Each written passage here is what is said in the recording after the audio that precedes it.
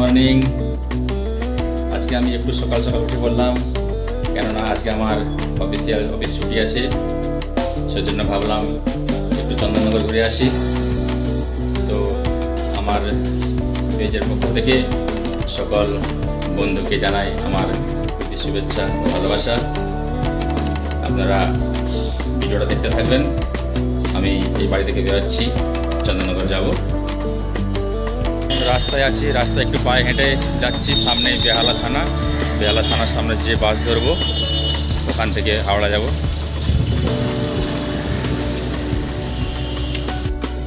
হাঁটতে হাঁটতে আমি বেহালা থানার সামনে চলে এলাম। 5 মিনিট হাঁটা পথ, সেই জন্য 5 মিনিট হেঁটে চলে এলাম বেহালা থানার সামনে। এখান থেকে আমি বাসে চাপবো, বাসে চেপে এখান থেকে আমি হাওড়া যাব। তারপরে হাওড়া থেকে লোকাল ট্রেন ধরে চন্দননগর যাব। কিছুক্ষণ বাসের জন্য ওয়েট করার পর অলরেডি আমি বাসে চেপে পড়েছি।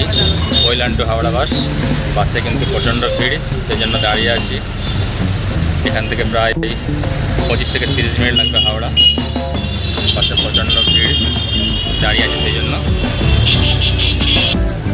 বাসে প্রচণ্ড ভিড় ছিল, কিছুক্ষণ দাঁড়িয়েছিলাম প্রায় 10 মিনিট দাঁড়িয়ে থাকার পর একটা সিট পেয়েছি। এখন সিটে বসে আছি। তারপরে মাঝেরহাট, একবালপুর, মোমিনপুর, শ্রীপুর পেরিয়ে ধর্মতলা পেরিয়ে চলে এলাম। আর কিছুক্ষণের মধ্যে হাওড়া স্টেশনে পৌঁছে যাব। এখন বাসে বসে আছি, আর মিনিট 15-এর মধ্যেই হাওড়া স্টেশনে পৌঁছে যাব। হাওড়া ব্রিজের উপর দিয়ে বাস আসছে, চলে এলাম হাওড়া ব্রিজে।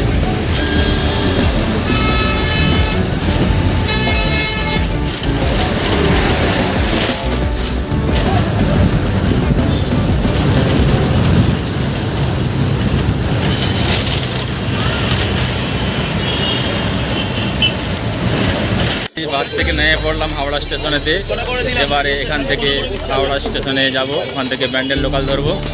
ব্যান্ডেল লোকাল ধরে চন্দননগর যাব। যাই হোক, আর টিকিট কাটার জন্য লাইনে দাঁড়াতে হবে না, অনলাইনে টিকিটটা কেটে নিয়েছি।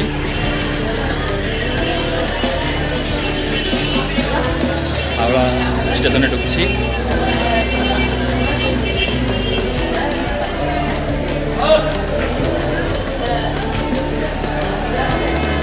বাসে প্রায় 30 মিনিট লাগলো বাসে আসতে হাওড়া।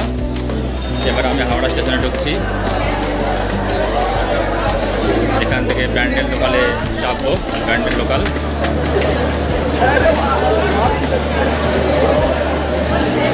যাই হোক, টিকিট কাটার জন্য লাইনে দাঁড়াতে হবে না, এখন অনলাইনে টিকিটটা কেটে নিয়েছি।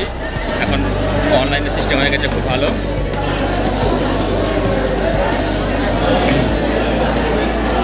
প্রচণ্ড ভিড় হাওড়া স্টেশনে।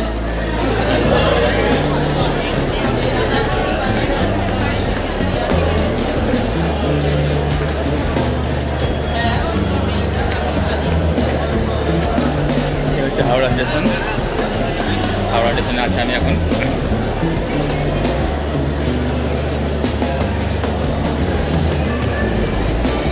হাওড়া স্টেশনে প্রচণ্ড ভিড় আছে। যাই হোক, এখানে স্ক্রিন বোর্ডে দেখলাম 4 নম্বর প্ল্যাটফর্মে ব্যান্ডেল লোকাল দিয়েছে।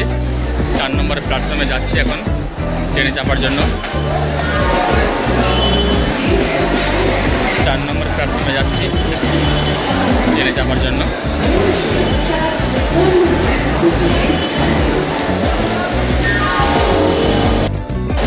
চার নম্বর প্ল্যাটফর্মে ট্রেন দাঁড়িয়ে আছে। ট্রেন একদম পুরো খালি, ট্রেনে সেরকম ভিড় নাই। এবার ট্রেনে চাপবো, মিনিট 2 করে ট্রেন ছাড়বে, ট্রেনে চাপবো।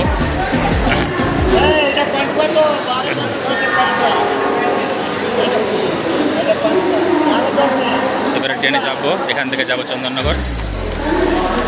ট্রেনে উঠে পড়লাম। ট্রেনে উঠে দেখলাম ট্রেন একদম খালি। আজকে ছুটির দিন, হলিডে, সেই জন্য ট্রেন একদম খালি। ট্রেনে সেরকম পাবলিক নেই আজকে। তো ট্রেনে উঠে আমি খিড়কির সাইডে বসে পড়লাম ট্রেনে। এখান থেকে প্রায় 40 থেকে 45 মিনিট লাগবে চন্দননগর। 40 থেকে 45 মিনিট লাগবে চন্দননগর। ট্রেনের সাইডে ওখানে বসে আছি আমি, ঠিক খিড়কির সাইডে। ট্রেন ছেড়ে দিল।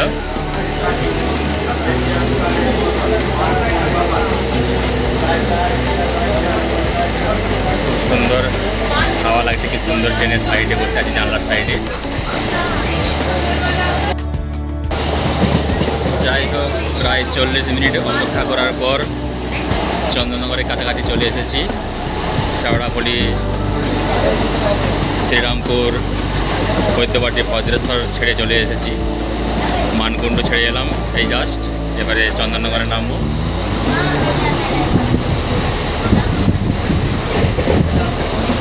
চন্দননগর কাছাকাছি এসে গেছি আমরা, চন্দননগরে নামবো। প্রায় 40 থেকে 45 মিনিট অপেক্ষা করার পর চন্দননগর স্টেশনে পৌঁছে গেলাম। চন্দননগর স্টেশনে পৌঁছে গেলাম, মাত্র ট্রেন থেকে আমি নামলাম। এবারে চন্দননগর স্টেশন থেকে বাইরে বেরোবো।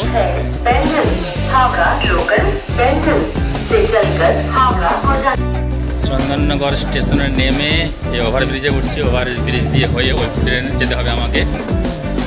এই জাস্ট চন্দননগরে নামলাম, ওভারব্রিজ দিয়ে যাচ্ছি আমি এখন।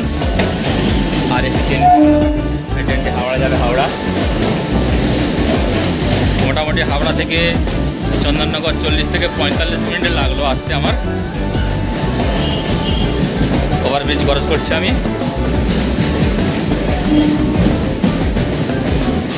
এই সাইডে হাওড়া যাওয়া ট্রেন এসে গেল আবার একটা।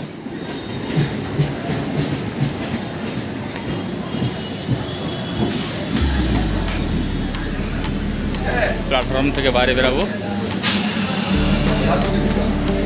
বাইরে বেরিয়ে অটো কিংবা টোটোতে চেপে গঙ্গাধারে গার্ডেনে যাব ঘুরতে। বেরোচ্ছি স্টেশন থেকে, বেরোচ্ছি চন্দননগর স্টেশন থেকে।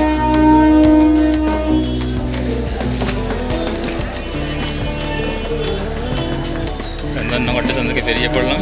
চন্দননগর স্টেশন থেকে নেমে ওখানে টোটো ধরে আমি চলে এলাম গঙ্গাধারে, জোড়াঘাটে চলে এলাম। এই টোটোতে হয়ে আমি এলাম চন্দননগর থেকে গঙ্গাধারে জোড়াঘাট। এই হচ্ছে জোড়াঘাটের গেট। এখানে একটু আমি, এই তো গঙ্গা, তার পিছনে গঙ্গা নদী, এটা জোড়াঘাট। এখান থেকে একটু ওই সামনের দিকে একটু আগিয়ে যাবো, ওখানে পাতালবাড়ি দেখবো, পাতালবাড়ি। ওই সামনের দিকে এগিয়ে যাবো পাতালবাড়ির দিকে। জোড়াঘাট থেকে হাঁটতে হাঁটতে আমি আগিয়ে চলেছি পাতালবাড়ির দিকে। আমার পিছনে রয়েছে এটা জোসেফ কনভেন্ট, একটি চার্চ।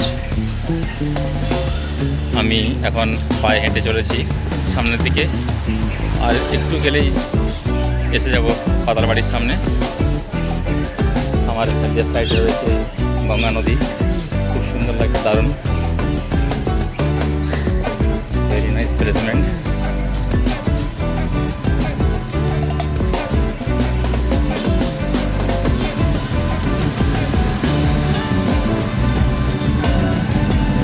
আমি এখন রয়েছি চন্দননগর গঙ্গার ধারে। জায়গাটা কিন্তু খুব সুন্দর, আপনারাও আসবেন এখানে ঘুরতে, ভালো লাগবে আপনাদের।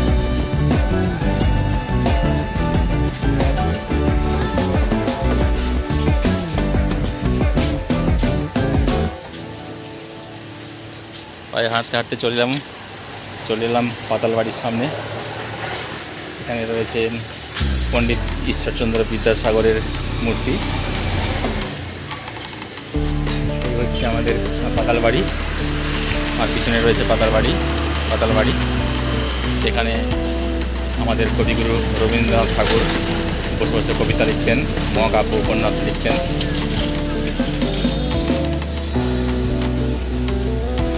জায়গাটা কিন্তু খুব সুন্দর।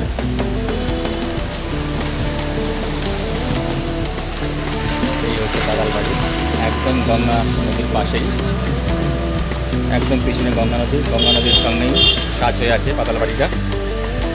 খুব সুন্দর জায়গাটা, দারুণ। এখানে আমাদের কবিগুরু রবীন্দ্রনাথ ঠাকুর সন্ধ্যাবেলার দিকে বসে কবিতা লিখতেন।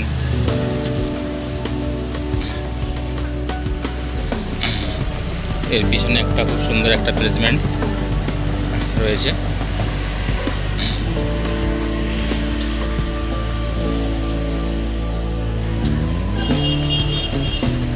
খুব সুন্দর জায়গাটা, দারুণ অসাধারণ, খুব ভালো লাগছে। গঙ্গা সাইডে আমি রয়েছি এখানে চন্দননগরে।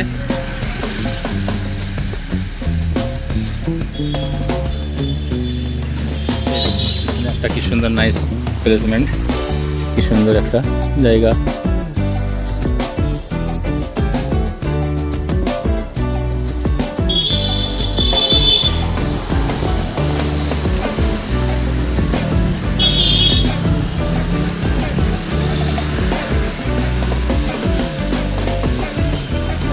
পাশে রয়েছে স্বামী বিবেকানন্দের একটা মন্দির, ভিতরে স্বামী বিবেকানন্দর মূর্তি রয়েছে।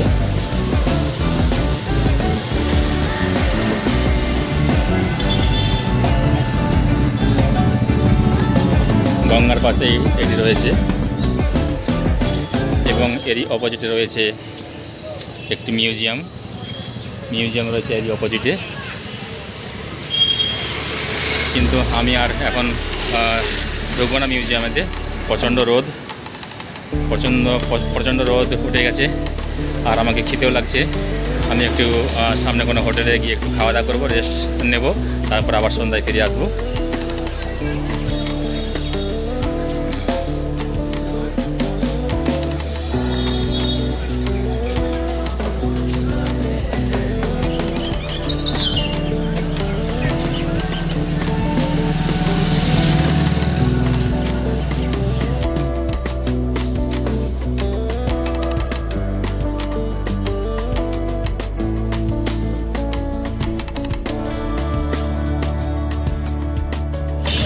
আমি এখন আছি চন্দননগরে গঙ্গার ধারে আছি। খুব সুন্দর লাইটিংয়ের কাজ, অপূর্ব লাইটিং, দারুণ অসাধারণ। এখানে লাইটিং বিখ্যাত চন্দননগরে, লাইটিংয়ের কাজটা খুব সুন্দর করেছে, দেখার মতো, খুব ভালো লাগছে, অসাধারণ।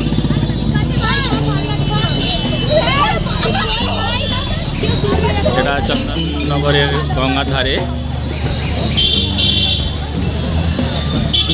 জায়গাটা খুব সুন্দর, খুব ভিড়ভাড়টা, খুব পাবলিক রয়েছে।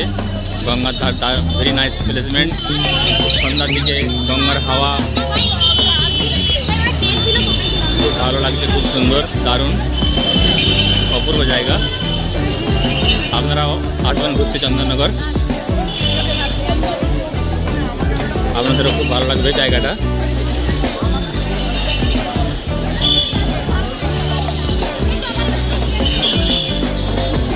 সামনে হচ্ছে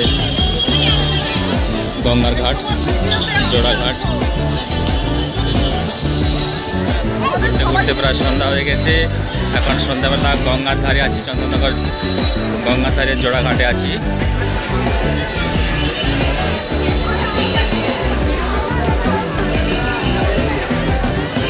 এইটা হচ্ছে চন্দননগর গঙ্গার ধার জোড়াঘাট।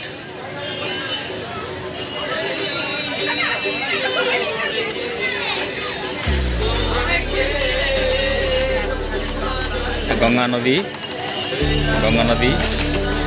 নদীর এপারটা হচ্ছে শ্রীরামপুর, নদীর ওপারটা হচ্ছে ব্যারাকপুর। আর আমি এখন আছি জোড়াঘাটে, গঙ্গার ধারে চন্দননগর।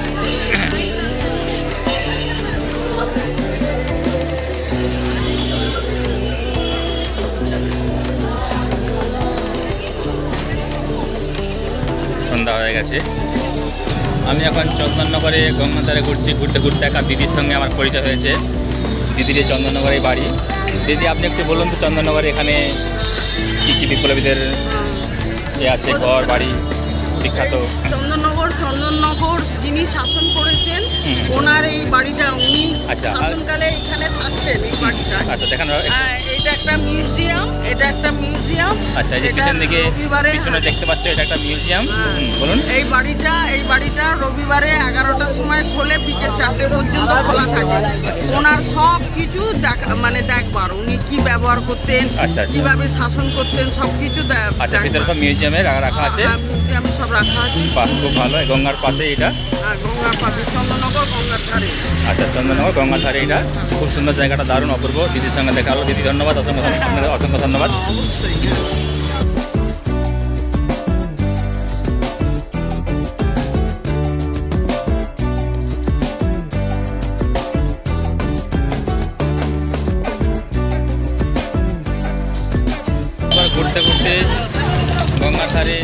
দাদার সঙ্গে দেখা হয়ে গেছে। পিনাকি মণ্ডল দাদা খুব ফেমাস, একবার ফেসবুকে দেখেছিলাম দাদাকে।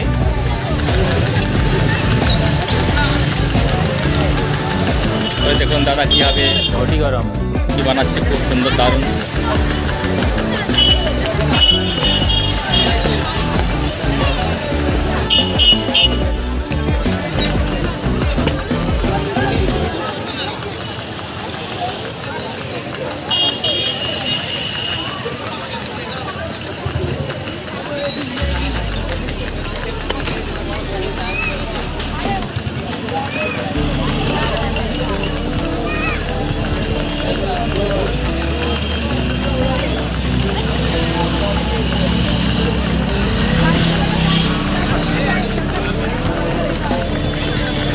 খুব সুন্দর দারুণ অপূর্ব বানালো দাদা।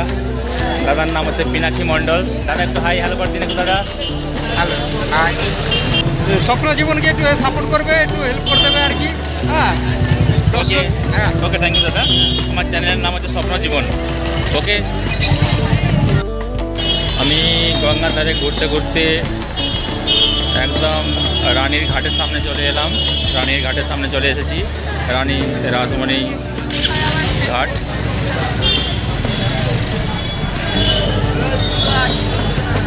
গঙ্গার ধারে রানী রাসমণির ঘাট এটা।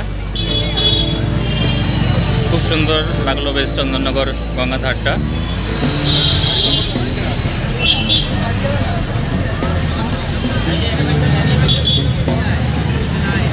এটা হচ্ছে রানী রাসমণি ঘাট।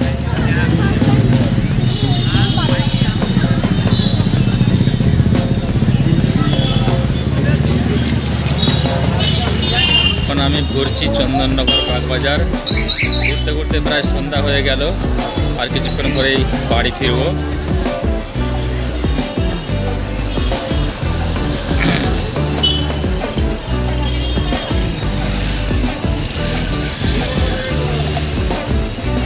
সারাদিন ঘুরলাম, খুব ভালো লাগলো চন্দননগর। এখানের লাইটিংয়ের বিখ্যাত, লাইটিং খুব বিখ্যাত এখানেতে।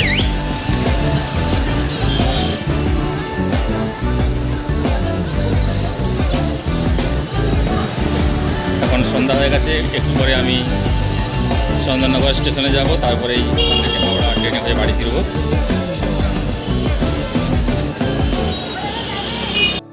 এখন আমি চন্দননগর স্টেশনে দাঁড়িয়ে আছি। এখান থেকে লোকাল ট্রেন ধরবো, এখান থেকে লোকাল ট্রেন ধরে হাওড়া পৌঁছাবো। ট্রেন আসছে, 1 নম্বর প্ল্যাটফর্মে ট্রেন আসছে। ট্রেনের জন্য ওয়েট করছি, একটু পরেই ট্রেনে চাপবো। এখান থেকে চলে যাব হাওড়া। কিছুক্ষণ ট্রেনের ওয়েট করার পর অলরেডি আমি ট্রেনে চেপে পড়েছি। এখান থেকে যাব হাওড়া স্টেশন। প্রায় 40 থেকে 45 মিনিট লাগবে হাওড়া স্টেশন। ট্রেন আজকে ছুটির দিন, একদম খালি, খুব একটা ভিড় নেই।